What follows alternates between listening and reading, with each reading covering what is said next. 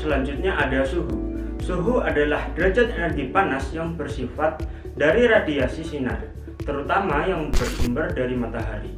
Suhu merupakan faktor pembatas bagi kehidupan dan memengaruhi keanekaragaman hayati di suatu ekosistem. Beberapa jenis makhluk hidup melakukan hibernasi atau tidak aktif pada suhu yang sangat rendah, namun akan aktif dan berkembang biak bila suhu lingkungan telah kembali normal. Pada umumnya, makhluk hidup dapat bertahan hidup pada suhu lingkungan antara 0 derajat Celcius sampai 40 derajat Celcius.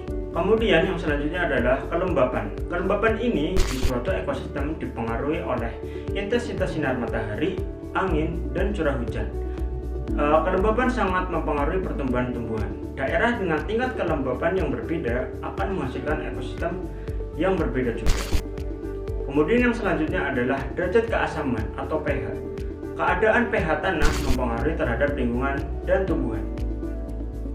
Tumbuhan akan tumbuh dengan baik pada pH optimum, yaitu sekitar 5,8 sampai 7,2. Nilai pH tanah dipengaruhi oleh curah hujan, penggunaan pupuk, aktivitas akar tanaman, dan penguraian mineral tanah. Kemudian yang terakhir ada topografi. Topografi adalah keadaan naik turun atau tinggi rendahnya permukaan bumi. Topografi mempengaruhi keadaan iklim yang menyangkut suhu dan kelembapan. Topografi menentukan keanekaragaman hayati dan penyeberangan suatu organisme. Nah, kemudian ada komponen biotik. Komponen biotik suatu ekosistem merupakan komponen yang terdiri dari organisme yang dikelompokkan sebagai berikut. Yang pertama, ada berdasarkan cara memperoleh makanan. Berdasarkan cara memperoleh makanan, yang pertama ada organisme autotrof, merupakan organisme yang dapat mengubah bahan anorganik menjadi organik. Organisme autotrof dibedakan menjadi dua tipe. Yang pertama, fotoautotrof.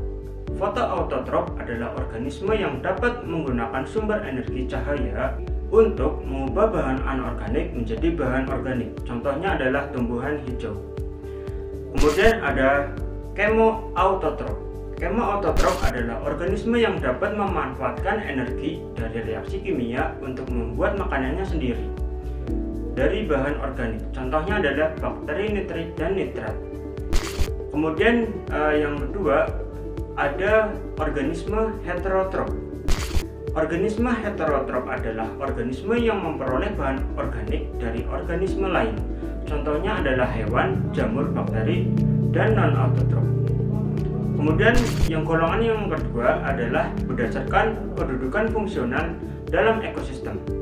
Yang pertama, ada produsen, yaitu semua organisme autotrof. Kemudian adalah konsumen, yaitu semua organisme heterotrof. Contohnya adalah karnivora, herbivora, dan omnivora.